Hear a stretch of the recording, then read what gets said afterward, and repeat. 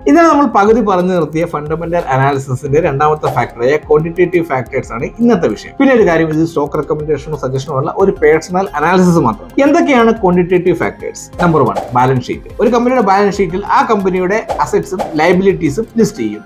ഇതായിരിക്കും ഒരു കമ്പനിയുടെ കണ്ണാടി. Number 2, dividends. സ്റ്റോക്കുകൾ തിരഞ്ഞെടുക്കുമ്പോൾ ഡിവിഡൻഡുകൾ ഒരു നിർണായക ഘടകമായി ഉപയോഗിക്കാം. കാരണം കമ്പനി ലാഭകരമാണോ എന്നും ഭാവിയിൽ റവന്യൂവിന് സാധ്യതയുണ്ടോ എന്നുമുള്ള ഏകദേശ രൂപം ഇതിലൂടെ നമുക്ക് കിട്ടും. Number 3, earnings releases. ഒരു കമ്പനിയുടെ പ്രോഫിറ്റും ലോസും രേഖപ്പെടുത്തിയിരിക്കുന്നത് ഏണിംഗ് റിലീസസിലാണ്. കമ്പനിയുടെ വരുമാനത്തിലെ മാറ്റങ്ങൾ ഇത് സൂക്ഷ്മമായി നിരീക്ഷിക്കുന്നതോടെ നമുക്ക് മനസ്സിലാക്കാം. Number 4, P ratio. ഒരു സെക്ടറിലെ ഒരു സ്റ്റോക്കിന്റെ വാല്യൂ മറ്റൊന്നുമായി താരതമ്യം ചെയ്യുകയും കമ്പനിയുടെ മൂല്യനിർണ്ണയത്തിന്റെ വാല്യൂ കൂടുതലാണോ കുറവാണോ എന്ന് കണ്ടെത്താനും പി റേഷ്യോ നമ്മളെ സഹായിക്കും. ഇതൊരു വലിയ ഫാക്ടറാണ്. മറ്റൊരാൾ പറയുന്നത് കേൾക്കാതെ സ്വന്തമായി അനലൈസ് ചെയ്യാൻ പഠിക്കുന്നതാണ് ഒരു ഇൻവെസ്റ്ററിനെ സ്ട്രോങ് ആക്കുന്നത്. എപ്പോൾ ഇൻവെസ്റ്റ് ചെയ്യണം, എപ്പോൾ പ്രോഫിറ്റോ ലോസോ ബുക്ക് ചെയ്യണം എന്ന് മനസ്സിലാക്കുവാനും ഇവ സഹായിക്കുന്നു. Study well before you invest.